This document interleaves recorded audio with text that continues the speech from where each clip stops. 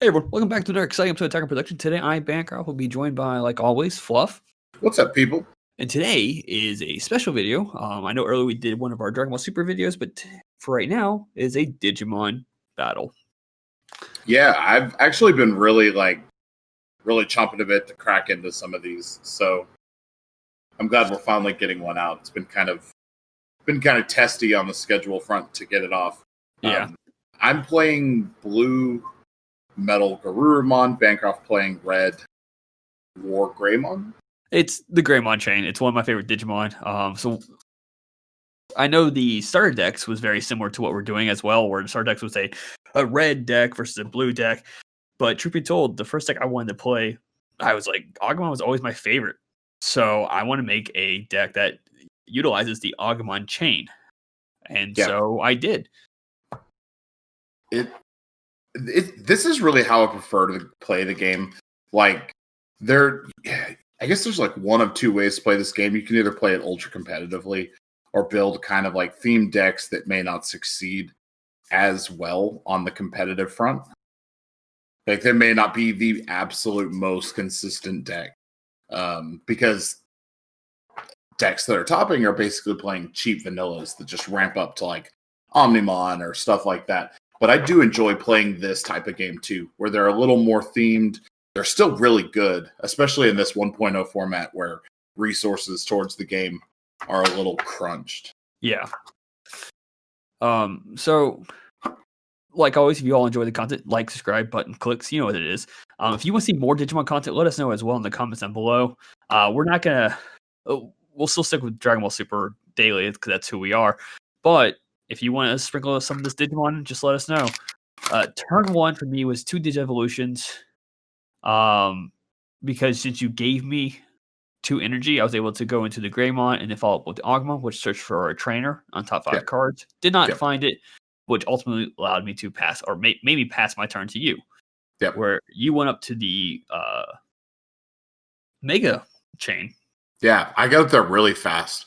It didn't have the optimal Digivolution cards under it, but I did get up that chain pretty quickly here. So first attack towards player. Security was just an Agumon, nothing special. I do play like 4 different Agumons, I think, in this deck. 3 at least, probably 4. The real cool bit about this WarGreymon setup that I have. Oh, real quick, let's get into it. So there was a issue in this duel, which we learned afterwards. Before security is revealed, you have to go through all of the cards effect first. So that was out of order. We are aware of that now. And from here on out, we will make that adjustment. And I think that was just a confusion on our end, based like we've been playing in like our friends group for like, casualist sake, we'll attack, they reveal, but really all effects should resolve before the card in security is revealed. And it's probably more strategically advantageous to do it that way as well. Yeah. So, but yeah, you got into MetalGarurumon very quickly. You got the swing. You played out a basic card and then immediately got a block on the field. So my first attack with Agumon, because I knew you would block the Greymon, and I didn't want to lose the Greymon because right now the Greymon would be the same power as your blocker. So instead, I opted just giving you the 5 energy and just killing your blocker with Skull Greymon, which gives me 2 attackers next turn. Yeah, and it kind of puts me in a position where I have to come up with some proposed solution to one of the 2 of your cards, because that Skull Greymon puts you really close to going up to WarGreymon and subsequently Omnimon, which I don't really want. And then, your Greymon will hit incredibly hard and could also easily go up the chain. But you put me at 5, which lets me climb pretty well here. Yeah. Which I think let's go over basic strategy real quick that Bancroft does. In a lot of games, I try to choke my opponent. I try not to give them any energy. So me giving you 5 is like a big thing. Yeah. But that's a give and take. You can choke me out here, and then But by you choking me out, maybe you're not doing what you can to set up as well as you can for the next turn. For sure. If I have a tendency to I will just play what I need and give the energy as I have to, especially if it's going to put me in a good spot. Here, I know that I'm going to climb up to the next spot in my chain, but I'm deciding if I want to put it on the sacrificial Leomon in my nursery or put it in the battle area where it's in danger from being KO'd by your effects. Yep. That was the internal debate happening there.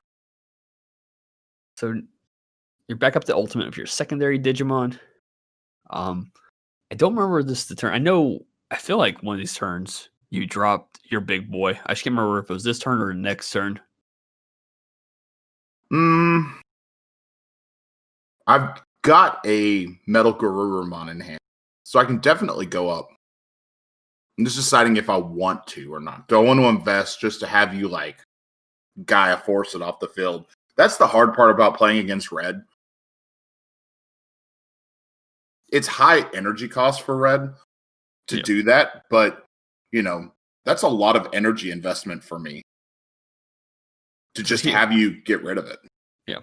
So here I swing with Greymon, who's currently 6,000, so it beats your Leomon, and then it gives. Oh man, I hate seeing that card pop up on blue. Yeah, that is such a good card, and it's probably right now one of the reasons that I think blue slightly edges red out, at least from my perspective.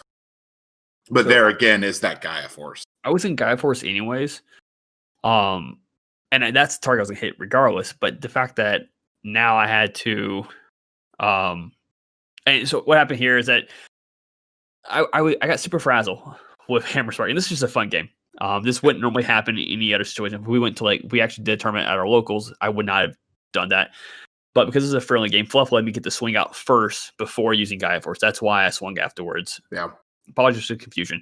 But I saw Hammer Spark, and it just I was just oh my god, I hate that card so much. And then from that point on, my brain was just just pass your turn. I'm yeah, just blind rage. You were oh my god. And so like I said, in any other situation, I wouldn't have gotten that back. We are still figuring this game out, though.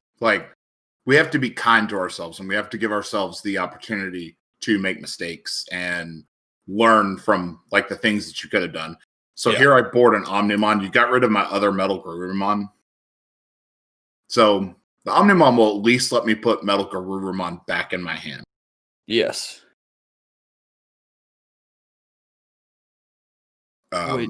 At this rate, there's only 2 solutions for me to successfully win this. Mm-hmm. And I got one of my option cards, which KOs a card. Which gives me memory. Yeah, which is very frustrating. Like I said, sacrificial lamb, man. Leomon is there to just die. That's all it is. Sucks I wasn't able to get the draw with the Upamon under him attacking into your life, but I'll take it. Now that is it's one less attack that comes towards me though, so I am okay with that. But this allows you just to do bigger plays, continue your turn. I mean, granted, if you would have swung Leomon, you would have got the draw. You would have, if that card was anything besides a Digimon that would have beaten you, you would have gotten an extra hit on there. Yeah. So if your second hit, you took out my WarGreymon, so that way my next turn I'm only sending 1 attack towards you and not potentially 2. You've got me in a pickle, because with that WarGreymon, God, so southern there. With that WarGreymon, you aren't still in the field. You have me real close to death here. So I played the Agumon to dig a little bit. Gabumon? I think I played the Gabumon, and I'm looking for something to set up. Maybe I think I was looking for a blocker initially, and then once I got to this point, I was like, "Crap, I'm not going to see a blocker. I just need to go up." Yeah. So I could have put a WarGreymon down, but that was 3 energy, and you can do a lot with 3 energy in these combo type decks. It really can be the difference from you being able to go and stopping at the 5th level and getting all the way to the 6th level. Yeah. So here, that's the only non-Greymon card I play, actually, besides the blocker. I do play the blocker, and I play, I can't remember what his name is on my head, but there's only 2 non-Agumon Greymon chain I play. Yeah. The red blocker is WarGreymon? I think so. Yeah. But the great thing about the deck, if I can't go up the chain, I do have the rookie rush element. I think I play like 14 or 15 rookies. Yeah. So. And, really, rookies are a little bit tougher to deal with than putting like a big level 6 or a big level 7. Big level 7, you can pay a lot of energy in one go and just get that thing off the field. The rookies, like, I can pay 7 and take a rookie off the field, but you still have 2 more rookies that I've got to deal with in some way. Yeah. And the strategy here was that I had only seen the one Gaia Force.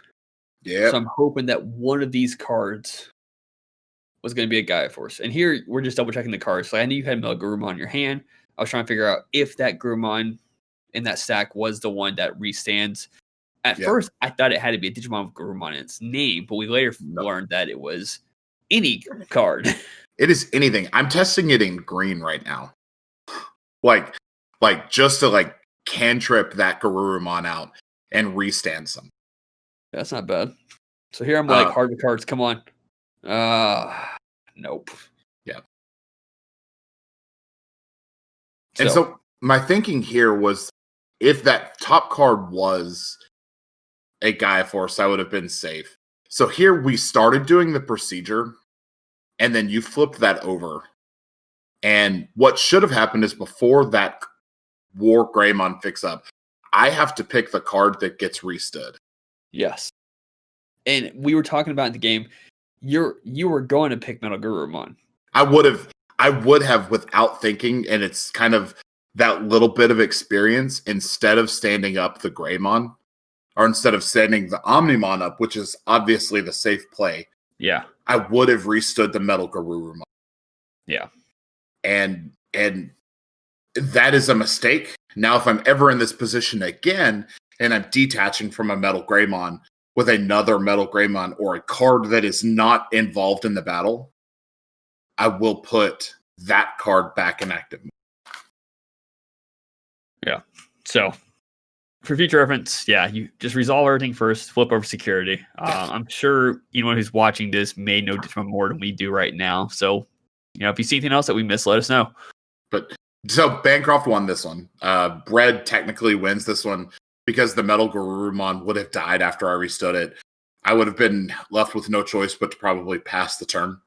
And then the best that I think that I could have done is, I don't even think I had a... You would have got me the next turn because I had no life. It would have just been a done deal.